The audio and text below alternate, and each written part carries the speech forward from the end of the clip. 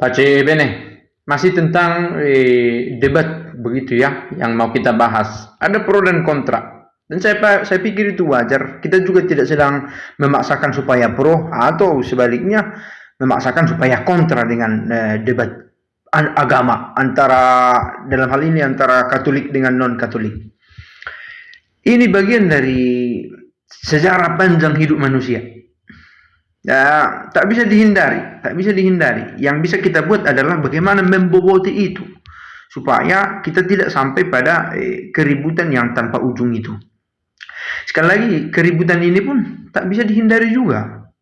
Tapi bagaimana kalaupun ribut ada nilai yang bisa dibawa, ada ipolanya begitu ya.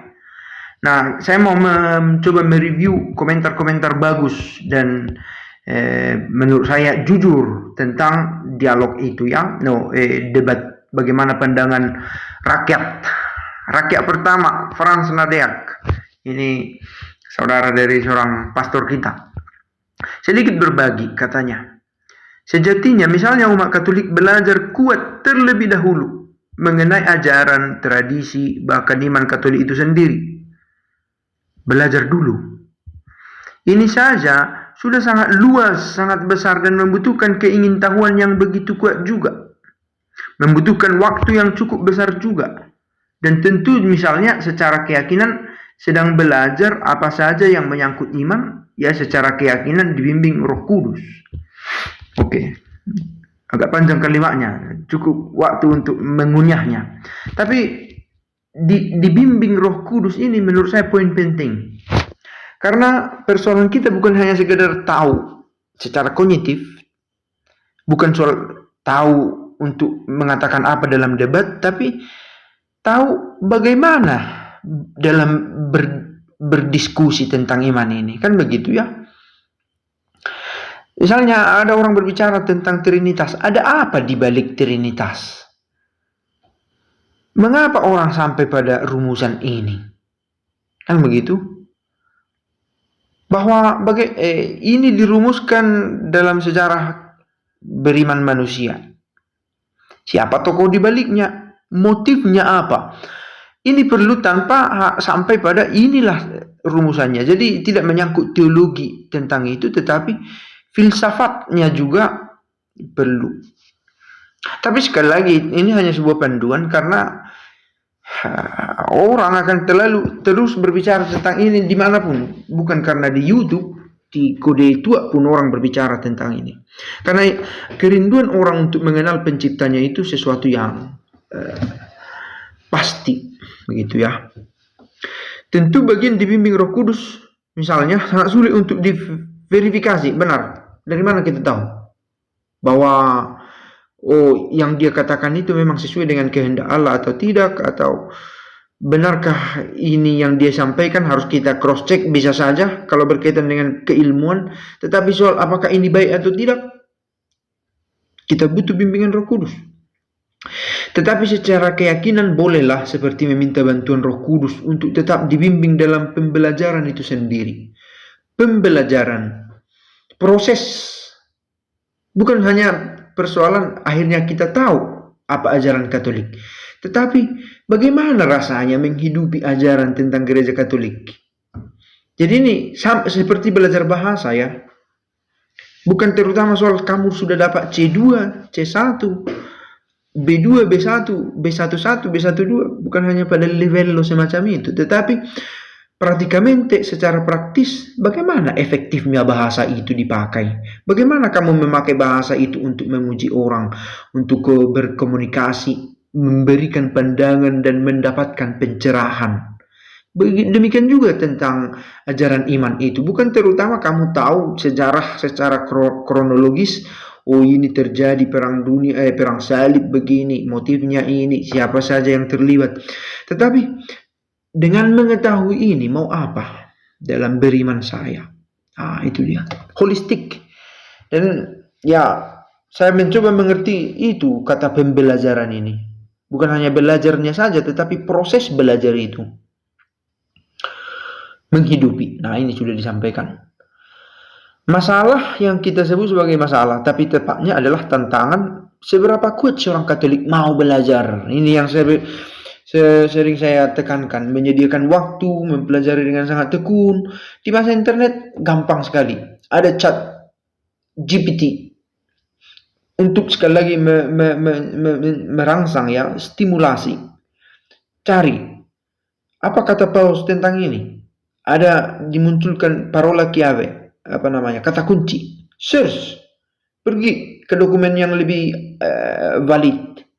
Begitu saya pikir cara bekerja internet ini. Dan di komentar selanjutnya dikatakan, oh banyak orang muda kita yang tidak tahu tentang imannya. Saya pikir sudah terlalu naif kalau melulu menyalahkan pastor, bahwa pastor bertanggung jawab akan itu ya. Tapi saya sebagai seorang pastor misalnya, cara saya mempertanggungjawabkan itu akan meminta mereka dengan kemampuan belajarnya untuk mencari tahu. Dan dalam kebingungan, dalam pencarian itu dia bisa bertanya. Atau kalaupun dari awal tidak merasa cocok belajar sendiri, bertanyalah apa yang perlu kamu tahu. Nah itu dia. Bukan langsung mengeluh, kami anak muda ini tak tahu. Tidak pas juga. Atau orang tua mengeluhkan anak mudanya yang tak tahu belajar, yang tidak belajar agama. Atau memang saya pikir jangan-jangan ada sesuatu yang perlu dikoreksi dalam kurikulum belajar agama kita. Bahwa harus sampai pada praksis hidup ajaran agama itu iya. Tetapi kita tidak bisa juga melompat ke sana. Karena kalau kita melompat ke sana, lebih baik kita belajar PPKN. Budi pekerti. Ada itu pelajarannya untuk itu. Tetapi dalam belajar agama Katolik, memang agama Katolik dipelajari. Tetapi bagaimana agama Katolik ini mengubah hidup seseorang, di sana aplikasinya. Dan saya pikir ada ahli yang paham tentang ini, bagaimana menyusun satu modul pembelajaran tidak terburu-buru pada aplikasi, tetapi dari sejarah, konteks, segala macam. Ada orang yang paham tentang ini. Tetapi idenya saya pikir terang ya. Nah, jika semua ini cukup kuat, apa itu tadi? Pembelajaran sendiri, niat belajarnya, kelincahan mencari informasi, kita sendiri bisa menemukan bagian mana, misal kita mempelajari tentang ajaran atau bahkan keyakinan agama lain juga, kita akan menemukan bagian-bagian mana yang tidak tepat, dalam artian bagian mana yang masih sesuai, bagian mana yang mungkin benar, bagian mana yang mungkin tidak bisa disandingkan sama sekali. Dan itu tadi saya pernah berpikir tentang ini. Sebenarnya teman-teman yang beragama Protestan misalnya tidak bisa berbicara banyak tentang sakramen pengakuan karena mereka tidak punya pembanding atau ruang untuk membahas itu bersama orang Katolik, kan? Kecuali misalnya tentang Maria, oke. Karena dalam ajaran Protestan ada juga Maria misalnya. Nah, mereka bisa mengatakan, oh Maria itu harus diperlakukan begini, oke. Tetapi hal lain yang mereka tidak punya ruang tentang itu, kiranya tidak menyentuh. Kalau kita bicara yang ideal, tetapi sekali lagi kita tidak bisa melarang seseorang. Karena ini, bebas hak cipta ini. Karena pencarian setiap orang itu, dan ini sesuatu yang baik ya. Setiap orang resah tentang imannya. Resah di sini ingin mencari tahu mana sebenarnya yang benar, apa yang saya harus tahu, apa yang keliru. Nah ini. Tetapi tahu kiranya dengan belajar, oh bagian ini memang eksklusif milik mereka, biarlah. Bahwa itu salah ya, harus sebagai Protestan yang sebagai non Katolik yang konsisten ya harus menolak itu. Yang begitu ya. Nah kalau ternyata dalam prakteknya lebih banyak saya setuju tentang ajaran di sana. Oke.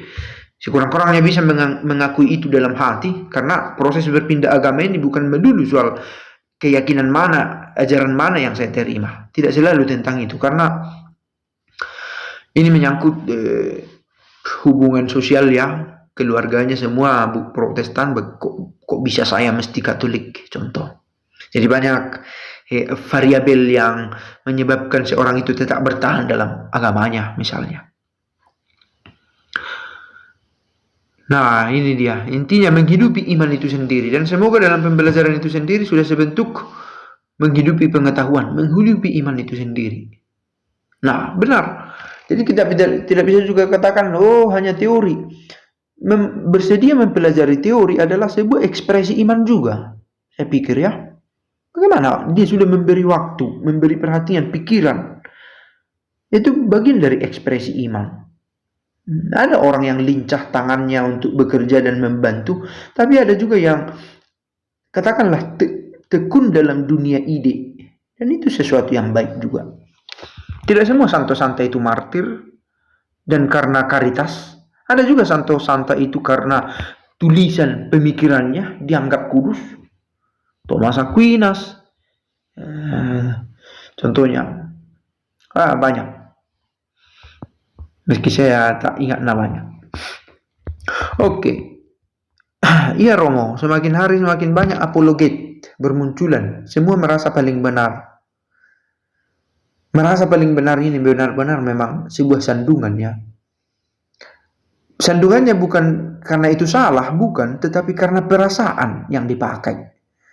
Karena sangat personal dan harus diakui gereja sekarang ini adalah benar mengakar pada gereja dulu. Tetapi yang kita hidupi sekarang ini tidak tertutup kemungkinan corrupted juga dalam praksisnya, bukan dalam pengajaran. Ketika pengajaran itu diaplikasikan secara keliru, bisa saja. Contoh, itu kita katakan, mendoakan Bapa kami, oke. Apa doa Bapa kami Katolik? Bapa kami yang di surga, dimuliakanlah namamu. Tidak dimuliakan teksnya. Ini dangkal ya, ini soal penerjemahan saja. Nah, hal dangkal ini yang bisa saja dengan gampang diubah, tetapi dalam praksis hidup bisa saja keliru.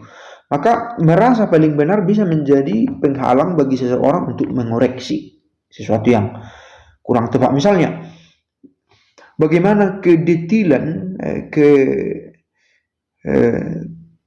pusatan namanya, keberpusatan perhatian saudara Protestan dalam mendalami sabda. Bagaimana mereka melatih umat agar memiliki yang lebih dalam akan sabda, misalnya. Sebuah pertanyaan. Satu, kudus, Katolik dan Apostolik untuk selamanya. Ya, ini ciri gereja ya. Kami orang awam sangat bersyukur dan bangga dengan apologet awam Katolik yang bisa meluruskan hujatan-hujatan dan tuduhan yang tidak benar, sehingga umat awam bisa mengerti iman Katolik dan membuat iman Katolik semakin kuat dan mantap ada di dalam gereja Katolik. Ya, memang beginilah proses belajar itu berlangsung. Apalagi kita semakin didorong oleh kemajuan teknologi ini. Dan saya yakin persoalan kita bukan lagi soal mengetahui, karena bahkan kita tidak merekam itu dengan baik pun kita bisa tahu dengan internet ini. Tetapi bagaimana memahami itu dan itu mengubah hidup, itu yang butuh kerja. Nah, hari Minggu kemarin itu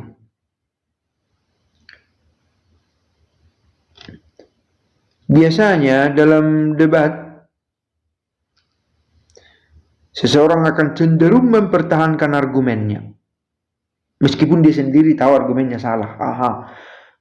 Saya tidak biasa debat, maka saya tak tahu. Tapi jika ini benar, maka ini sebuah kekeliruan juga. Dalam debat agama, kebenaran akan menjadi milik pemenang. Dan siapa pemenang? Yang keras suaranya, yang dominan. Karena menjadi pemenang dalam debat itu cukup kompleks syaratnya. Bukan hanya tidak cukup pintar, karena banyak orang pintar tak pandai berbicara, dan dalam setiap debat dia akan menjadi yang kalah. Atau pendengar barangkali berpikir hanya akan mengambil yang benar menurutnya, tapi apakah yang benar menurutnya itu benar? Ini satu inilah post truth. Apa yang saya anggap benar adalah benar. Yang saya terima sebagai kebenaran adalah benar. Ini satu persoalan besar di era teknologi masa kini. Ketika setiap orang bisa mengatakan pandangannya, dan ketika dia sanggup mengatakan itu dengan pembawaan yang meyakinkan, orang menjadi percaya dan menganggap itu sebagai kebenaran. Apa itu kebenaran? Tapi tadi pagi saya juga baru belajar tentang Agustinus, bahwa setiap orang bisa sampai pada la verità certa, pada kebenaran yang sejati, bisa. Maka tapi dituntut pengetahuan, daya kritis tentu, discern, supaya sanggup. Tidak hanya langsung percaya karena dia kelihatan menang di debat ini maka yang dikatakan benar. Tidak semua pemenang itu benar. Terus berkarya Laurentius Coabi. Mereka kalau didiamin semakin menjadi-jadi. Contoh, mereka selalu menuduh Katolik menjual surat pengampunan, padahal itu tuduhan yang tidak mendasar. Ada dasarnya memang tuduhan itu, tapi apakah motifnya untuk menjual? Bagaimana itu dipahami secara kontekstual? Kita bisa berbincang tentang itu. Tapi bisa dimengerti tuduhan itu. Nah ini tadi persoalannya adalah kita terburu-buru untuk defensif. Bukan tanpa alasan Martin Luther membuat protes pada gereja. Tetapi menemukan kesalahan pada gereja bukan berarti harus mengawali sebuah perpecahan. Meski ini juga dipertanyakan, apakah Luther yang memulai perpecahan atau orang-orang Lutheran yang mengikuti dia. Pendapat pribadi saya, harusnya diskusi untuk membangun iman gereja, untuk membangun generasi muda baik Katolik maupun Protestan. Diskusi, oke, berbincang. Kalau dalam bahasa aslinya diskusi sebenarnya itu berargumen sebenarnya ya. Bukan hanya berbincang-bincang enak, tetapi lumayan tegang itu. To discuss. Nah ini juga menjadi ekstrim lain. Di satu sisi harus otomatis keduanya berbeda pihak. Di sisi lain berusaha untuk merelativisir supaya terkesan damai. Itu tidak tepat juga. Dan itu terjadi ya. Dalam berdialog saya pikir titik berangkat setiap pihak harus jelas. Saya Katolik, kamu Protestan. Kamu bukan Katolik. Harus terang titik berangkatnya ini. Sama dalam membangun relasi harus terang titik berangkatnya. Kamu perempuan, saya laki-laki. Klop. Harus terang itu. Maka kalau itu terang berarti kita bisa berpotensi bisa menikah. Kan begitu. Kalau saya ragu apakah saya laki-laki atau perempuan, hal fundamental ini. Dia ragu apakah dia laki-laki atau perempuan. Bagaimana kita bisa menikah? Bagaimana kita bisa melanjutkan perbincangan? Maka dalam dialog bukan berarti harus menjadi kabur dari mana titik berangkatnya. Justru berdialog itu mengandaikan saya sudah kenal diri saya. Persoalannya adalah dalam berdialog yang saya berdebat terutama itu yang saya pelajari, bahwa dia belajar untuk membela dirinya, Yang saya pelajari adalah apa yang salah pada dia, bukan apa yang benar pada saya. Nah ini juga bisa menjadi persoalan lain. Bahwa tidak semua memiliki konsep begitu ya, tapi bisa saja muncul demikian. Saya pribadi tidak pandai berdebat, jadi saya abaikan hal-hal itu. Ada yang tak suka juga.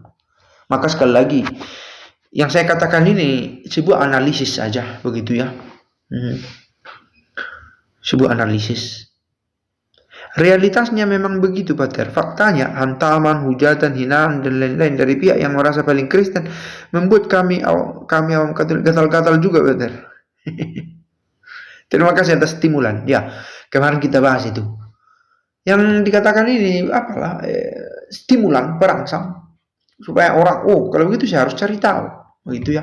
Sebenarnya ini pun yang kita bahas ini lebih ke metode ya, bukan kontennya, bukan tentang ajaran agama itu sendiri, tetapi lebih ke pendekatan yang dibuat. Tapi sesuatu yang lebih baik daripada saya joget-joget saja ketika membuat video.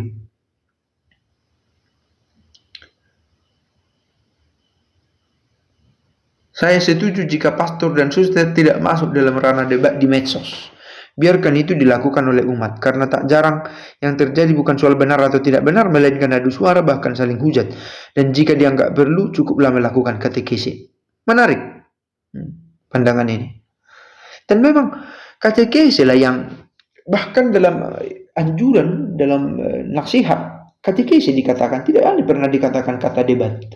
Maka kalau mau literally mengikuti apa yang gereja jadikan sebagai tanggung jawab kita, maka yang kita lakukan adalah berkatekesi, bukan berdebat. Tidak ada berdebat diajarkan, tetapi mengajar iya.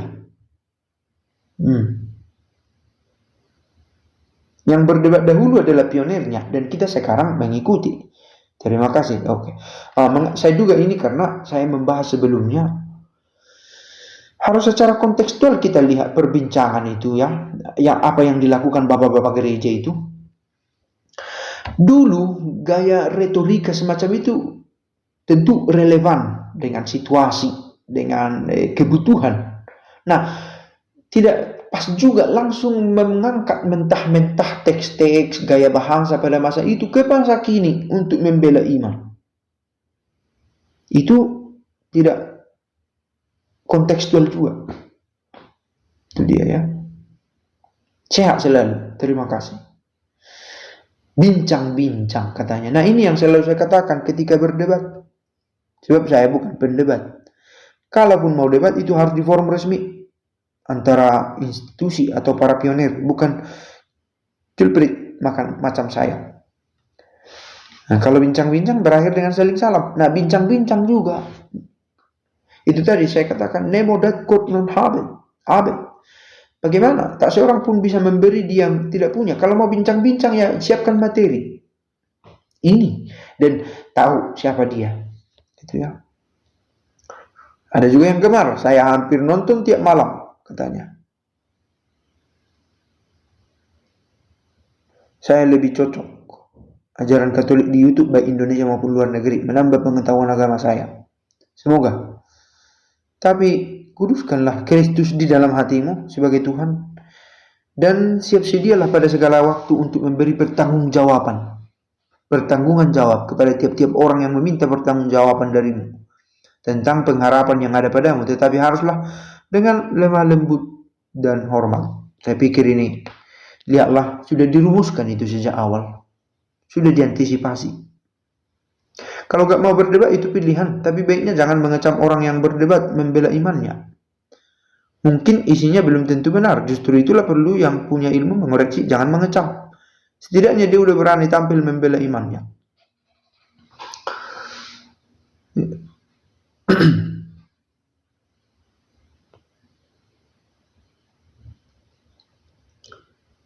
Syukur tidak terlibat dalam debat yang berkepanjangan. Tapi jujur ini ya, omong, dan ini tadi yang saya bilang ya. Banyak OMK kita ketika ditanya teman seusianya yang nonton, yang non-Kristen, gak bisa menjawab apa-apa. Nah ini kan diam saja. Mengapa kalian menyembah Yesus? Mengapa kalian menyembah 3 Tuhan? Mengapa Tuhan kalian mati? Mengapa kitab kalian direvisi? Apakah Bunda Maria menyembah Yesus? Mengapa kalian menyembah manusia? Ini saja yang sebenarnya selalu mereka tanyakan, tapi sedikit OMK yang bisa jawab apabila temannya Muslim menanyakannya. Nah, menarik. Sudah dicoba di ekstrak. Inilah pertanyaan-pertanyaan fundamental itu. Kan saya pikir video-video tentang ini sudah pernah juga dibahas di channel ini. Kalaupun tak cukup memuaskan, bisa dicari referensi lain. Berilah kami rezeki pada hari ini.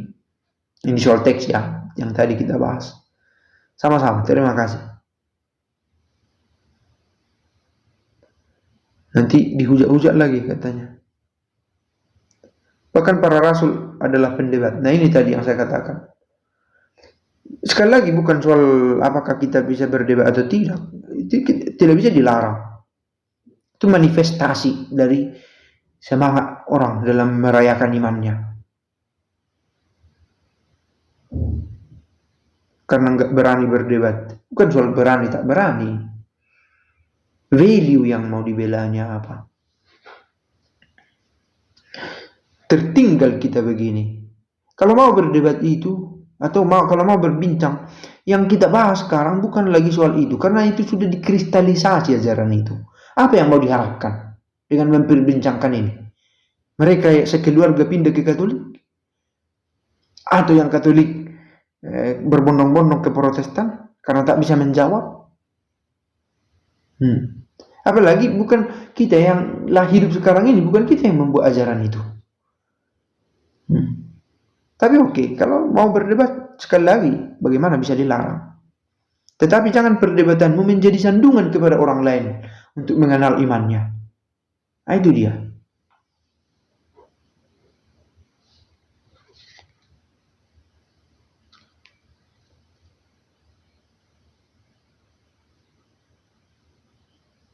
Oke, saya pikir begitu ya. Ini pertanyaan menarik ini. Mengapa imam Katolik itu tidak berjenggot seperti imam Ortodoks? Tak tumbuh. Imam Ortodoks orang-orang Timur Tengah atau Eropa Timur ada jenggotnya. Tapi kalau mereka tak boleh mencukur, saya tak tahu tentang itu. Karena itu di sisi lain. Saya tidak punya kewajiban menjawab karena itu dari sudut pandang lain. Tidak boleh mencukur, I don't know. Oke, begitu saya pikir ya. Mudah-mudahan ya pendalaman kita ini pelan-pelan mengajak kita. Ini sekali lagi esensinya bukan di sini, tapi ini mengintroduksi. Oh, kalau begitu bagaimana? Kita buat dalam pendalaman kita, gitu. Cukup ya? Sudah cukup panjang.